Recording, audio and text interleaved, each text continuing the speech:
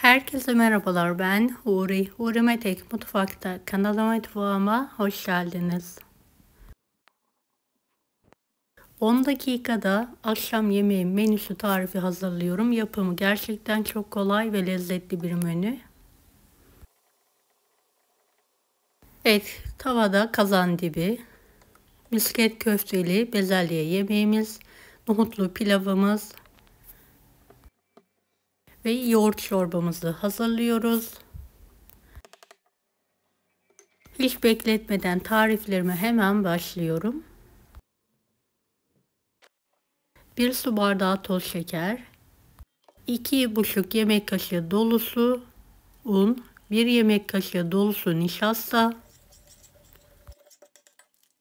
1 paket vanilya karıştıralım. 1 litre süt ilavesi yapalım. Evet, karıştıralım.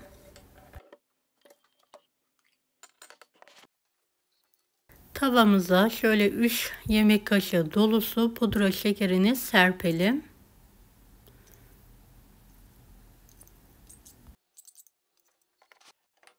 Kazandibimizi ocağın üzerine alalım. Sürekli karıştırarak pişirelim.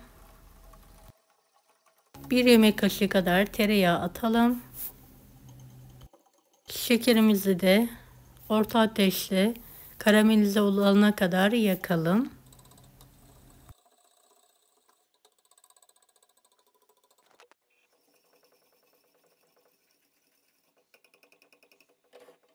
Evet, köpük köpük olana kadar pişirme işlemine devam edelim.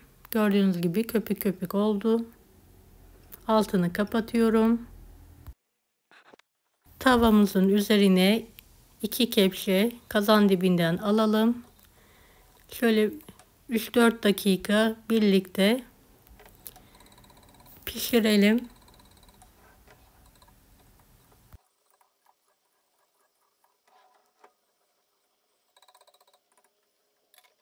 Evet, kalan kazandibini de üzerine alalım.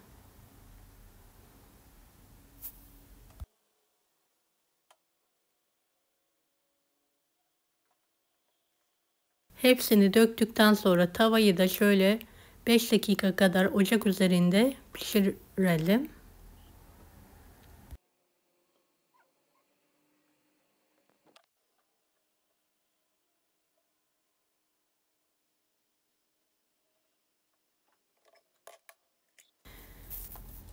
Evet, altını kapatıyorum, kenara kaldırıyorum. Oda ısısına geldikten sonra buzdolabına kaldırarak soğuması için bekliyorum.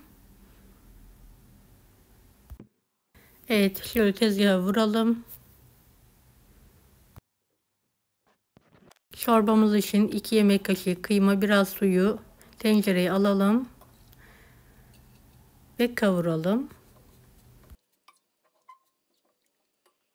2 yemek kaşığı pirinci ekleyelim. Yeteri kadar su ilavesi yaparak pirinçler yumuşayana kadar haşlamaya bırakalım. Toplamda 3 yemek kaşığı dolusu un kullandım. 3-4 yemek kaşığı kadar yoğurt ekleyelim. Yeteri kadar su ilavesi yaparak pürüzsüz bir terbiye hazırlayalım.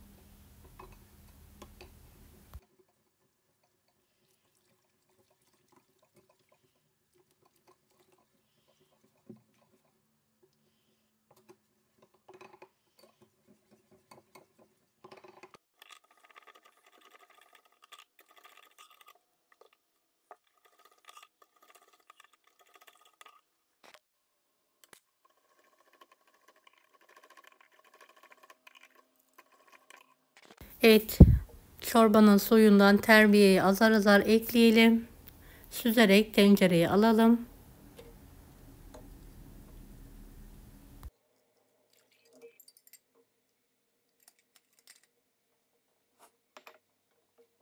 Ve çorbamızı sürekli karıştırarak kıvam alana kadar pişirelim.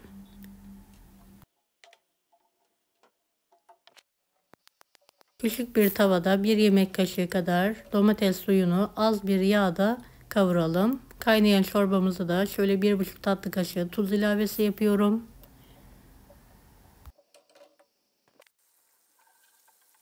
Evet, kıvamı olan çorbaya sosu ekliyorum, karıştırıyorum, altını kapatıyorum, bir tutam maydanozu doğruyorum.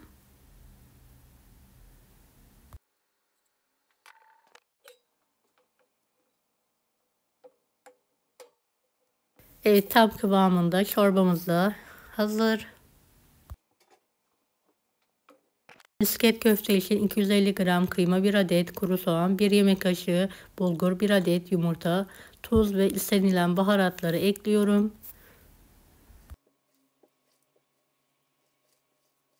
Tüm malzemeyi topak olana kadar yoğuralım.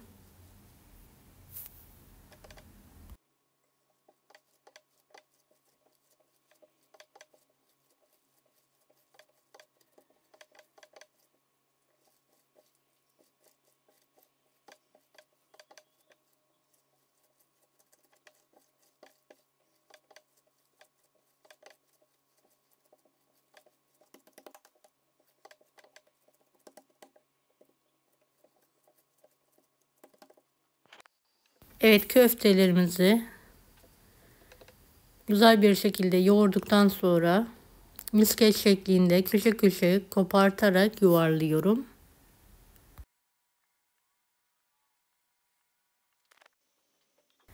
Son köftemi de hazırlıyorum.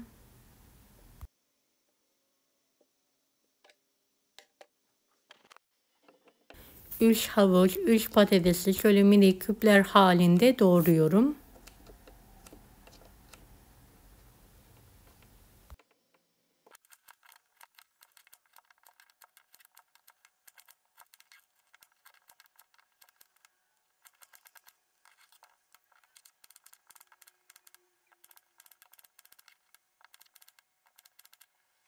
Tavamıza sıvı yağ alalım.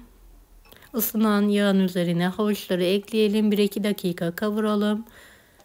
Evet, patatesleri de ekleyerek kavurma işlemine devam edelim.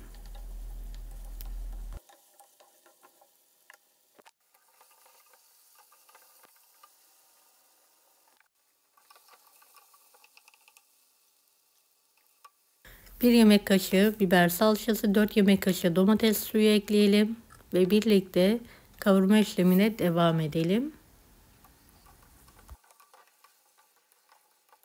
Buzlu bezelyem var. Üzerine ekliyorum, kavuruyorum.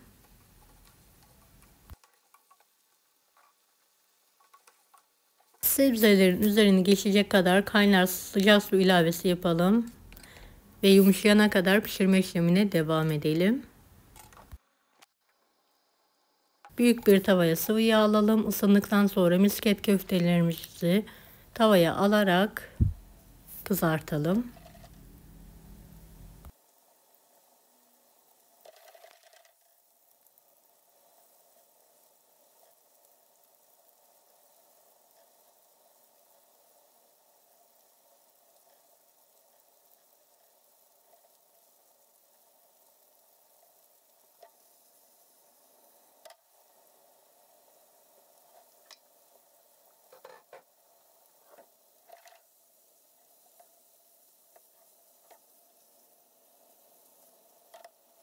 Beni hangi ülkeden veya şehirden izliyorsunuz merak ediyorum. Yoruma yazarsanız sevinirim.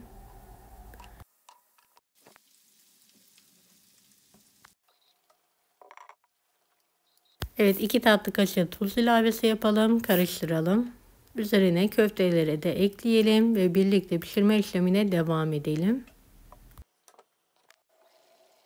Evet, kontrol ediyorum. Yemeğim artık pişti. Altını kapatarak dinlenmeye bırakıyorum. 2 yemek kaşığı tereyağı, biraz sıvı yağını eritelim. 1 su bardağı 10 dakika suda bekledim. Suyunu süzdüm. Pirinci ekliyorum. 1,5 tatlı kaşığı tuz ilavesi yaparak pirincim topak topak olana kadar kavuruyorum. Evet, kavrulduktan sonra üzerine haşlanmış nohut ekliyorum. 2 fincan kadar, yani pirinçlerin üzerine geçecek kadar kaynar sıcak su ilavesi yapıyorum.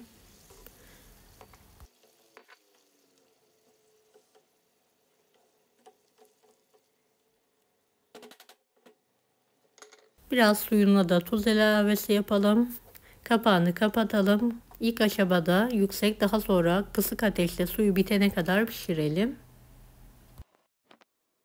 Evet, suyu tamamen pişti. Altını kapatıyorum. Demlenmeye bırakıyorum. Demlenen pilavımı karıştırıyorum.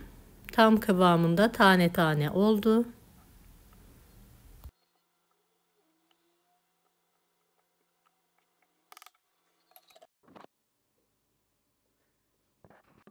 Evet, dinlenen misket köfteli yemeğimi de şöyle bir karıştırarak sizlere yakından göstermek istiyorum.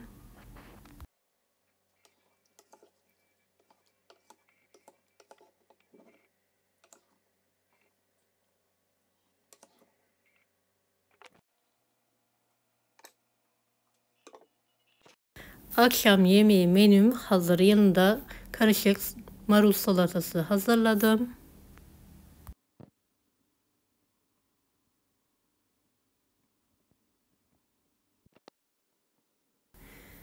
Evet, misket köfteli bezelye yemeğimiz, pilavımız, çorbamız ve kazandibimiz akşam yemeğine hazır.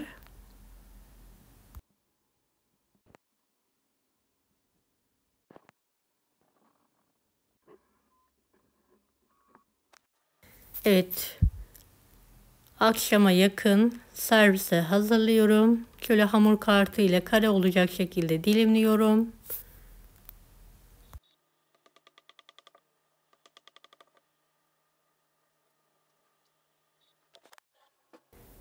Evet, kestiğim dilimi diğerinin üzerine ilave yaparak servise hazırlıyorum.